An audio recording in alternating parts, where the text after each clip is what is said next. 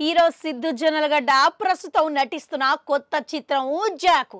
ఇది ప్రపంచవ్యాప్తంగా ఏప్రిల్ 10 తారీఖున 2025 విడుదల కాబోతున్నట్లుగా ఇవాళ నిర్వాహకులు ప్రకటించేసిర్రంట అధికారికంగా.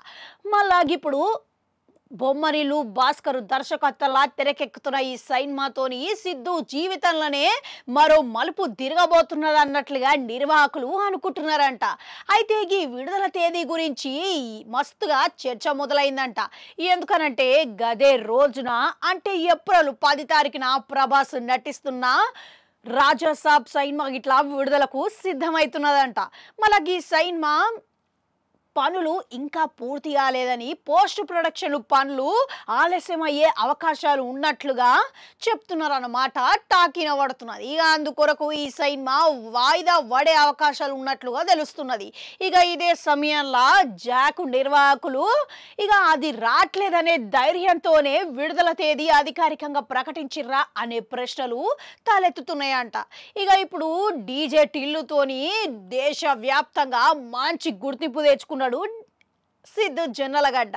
ఇక అందుకు తగ్గట్లుగానే ఇక ఆయన కొత్త చిత్రంతో మరోసారి ప్రేక్షకులకు ఇప్పుడు మాసు అవతారంలా రాబోతున్నాడంట. ఇక బొమ్మరిలు భాస్కరు ఇప్పటికే భావోద్వేగాలతోని తనదైన శైలిలా అందరినీ ఆకట్టుకున్న దర్శకుడు ఈయనక కొత్తగా ఈసారి మాసు కోరాన్లా చేయబోతున్నాడు. ఇక ఇదేదో కొత్త ఉన్నదే అని అభిమానులు ఇట్లా మస్తుగా ఎదురు చూస్తున్నారంట. ఇక అందుకు తగ్గట్టుగానే ఒకవేళ రాజాసాబు డీజే టిల్లు ఒకటే రోజున విడుదలైతే మాత్రం ఇక ఇది పెద్ద పోరుకు సిద్ధం కావాల్సిందే. ఇక అట్లా చూసుకుంటే ఇంకా అధికారికంగా ప్రకటించలేదు కాబట్టి సిద్ధు జొన్నలగడ్డ వీళ్ళు అధికారికంగా ప్రకటించరు కాబట్టి ఇక ఒకవేళ గదే రోజున వస్తే గినక వాయిదా పడకుండా ప్రభాస్ సినిమా సిద్ధు జొన్నలగడ్డ పెద్దగా రిస్క్ తీసుకోకపోవచ్చు. ఇక అధికారికంగా ఎట్లనో ప్రకటించలేదు కాబట్టి అభిమానులు ఇట్లా ప్రభాస్ రాజాసాబు అనుకున్న సమయంలో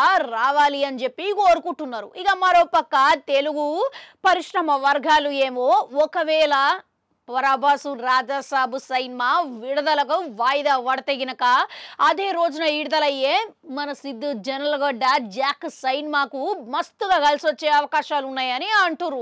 ఇక ఏదేమైనా కానీ రెండు సినిమాలకు సంబంధించి ఈ తేదీలు అనేది ఇంకా స్పష్టత రావడానికి చాలా సమయం పట్టే అవకాశాలు ఉన్నాయని అంటున్నారు. ఇక ఒకవేళ ప్రభాస్ సినిమా వాయిదా పడితే గినక అది అధికారికంగా ప్రకటిస్తే సిద్ధు జొన్నలగడ్డ సినిమా జట్టంతా ధైర్యంగా ప్రమోషన్ల హడావిడి మొదలుపెట్టే అవకాశం అవపడుతున్నది. ఇక ఏదేమైనా కానీ ప్రభాస్ సినిమా ఎట్లనో అదే రోజున విడుదలైతే గినక సిద్ధు జీవితంలో ఇక ఇది ఒక పెద్ద సవాల్ లెక్కనే అని చెప్పుకోవాలి.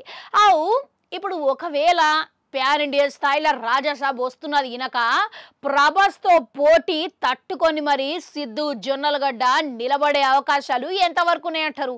కామెంట్లలో కామెంట్ పెట్టురి. అట్లనే అడగంటుంటా అది కూడా నొక్కురి మళ్ళొస్తా.